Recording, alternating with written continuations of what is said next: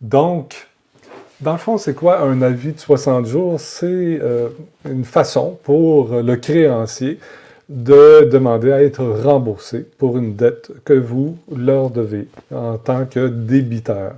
Donc, dans le fond, c'est une procédure légale, judiciaire, qui est inscrite dans le registre foncier du Québec et qui va vous forcer à régler un certain différend que vous avez avec un créancier quelconque et qui vous donne donc un délai de 60 jours pour vous exécuter en tant que débiteur.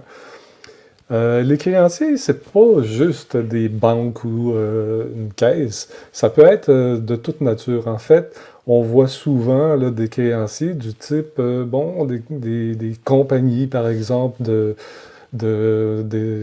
cartes de crédit, des émetteurs de cartes de crédit qui vous envoient une hypothèque légale qui se transforme en avis de 60 jours pour mettre encore plus de pression sur le débiteur. Ça peut être un syndicat de copropriété. Justement, là, quand vous êtes propriétaire d'un condo, vous avez des frais, votre syndicat vous réclame ces frais-là, il ne se fait pas payer, il met une hypothèque légale et peu de temps après, va aller chercher un avis de 60 jours. Ça peut être également, évidemment, des institutions financières. Donc, vous avez un prêt hypothécaire à un certain endroit et, vous avez sauté pour toutes sortes de raisons des paiements, voilà que votre créancier, votre institution, vous demande de rembourser soit la créance au complet ou le défaut. On va voir ce que c'est que le défaut qui est allégué. Donc, ça peut être vraiment de toutes sortes de créanciers qui vont vous exiger le remboursement de leur créance. Il arrive parfois aussi que des hypothèques légales de construction. Donc, si vous avez fait faire des travaux chez vous et que votre entrepreneur veut être remboursé, il trouve que c'est un peu long, il va enregistrer une hypothèque légale de construction et peu de temps après, bien souvent, il peut enregistrer aussi un avis de 60 jours pour accélérer la démarche de remboursement. Donc, ça peut être de toute nature. Et qu'est-ce qui se passe? C'est que dans l'avis de 60 jours, on indique de la manière dont le créancier va procéder pour se faire rembourser. Donc, on vous le dit, là, est-ce qu'il s'agit à ce moment-là de ce qu'on appelle une vente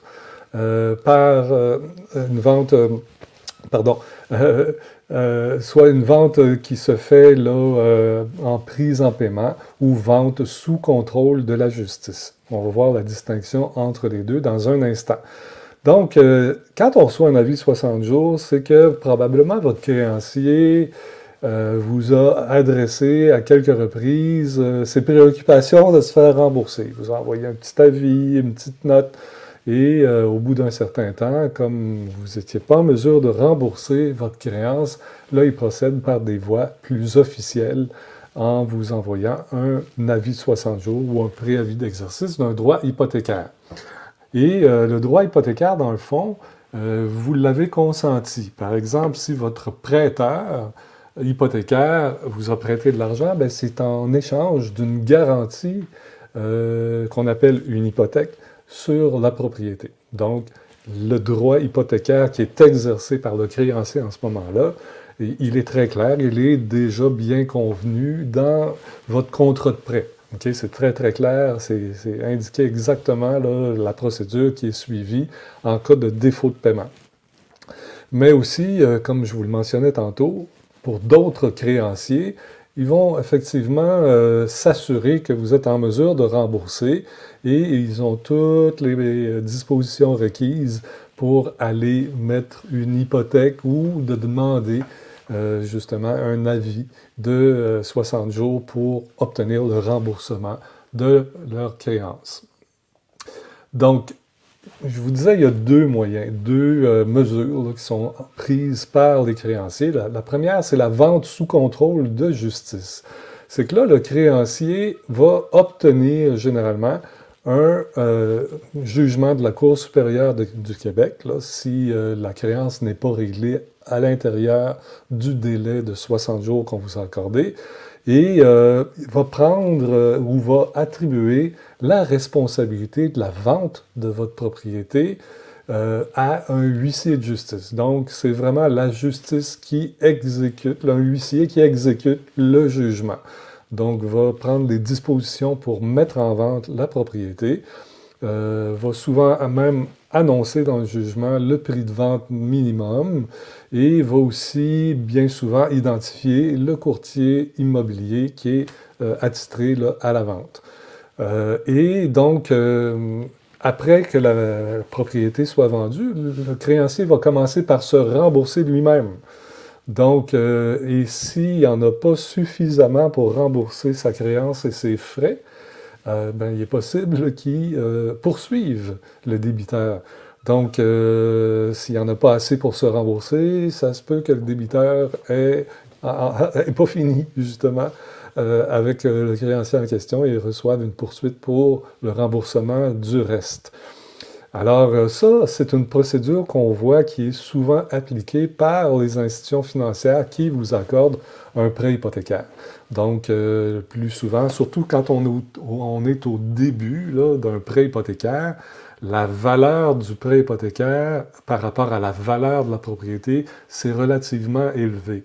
Donc, la procédure habituelle à ce moment-là, c'est d'y aller avec ce qu'on appelle la vente sous contrôle de justice. Donc, il faut comprendre que quand on reçoit un avis de 60 jours et que la mesure qui est identifiée est la vente sous contrôle de justice, on s'expose là à des problèmes ultérieurs à la vente de la propriété. Le deuxième type de mesure, c'est ce qu'on appelle la prise en paiement. Donc, c'est la même chose, le créancier va obtenir un jugement de la Cour supérieure du Québec, mais la responsabilité de la vente de la propriété appartient à ce moment-là au créancier lui-même. Donc, évidemment, il peut déléguer quelques personnes là, pour réaliser la vente, mais c'est le créancier qui en est responsable. Et, bon, il va se rembourser. Puis, la grande distinction avec la vente sous contrôle de justice, c'est qu'il y a pas mal d'équité sur la propriété, donc le débiteur ne sera pas poursuivi par le créancier. Donc ça arrive fréquemment, par exemple, quand on fait affaire avec un prêteur privé. Donc il y a une hypothèque d'un prêteur privé, donc le montant du prêt hypothécaire est beaucoup moins élevé que la valeur de la propriété, donc le créancier va simplement saisir la maison, vendre la propriété et il va pouvoir se rembourser. Et il arrive parfois aussi que les institutions financières utilisent ce moyen-là, notamment quand, justement, la valeur de la propriété, l'équité qui reste sur la propriété est quand même élevée par rapport au prêt ou disons, au solde du prêt à rembourser. Donc ça arrive à l'occasion, c'est plus rare, mais ça arrive quand même à l'occasion, quand ça fait plusieurs années que vous êtes justement avec le même créancier, en tout cas où il y a beaucoup d'équité sur la propriété, donc même les institutions financières peuvent aller là. Dans les deux cas, évidemment, s'il y a un résidu après que tout le monde soit payé, il peut y avoir justement un remboursement partiel qui est fait à l'ancien propriétaire à l'issue de la vente.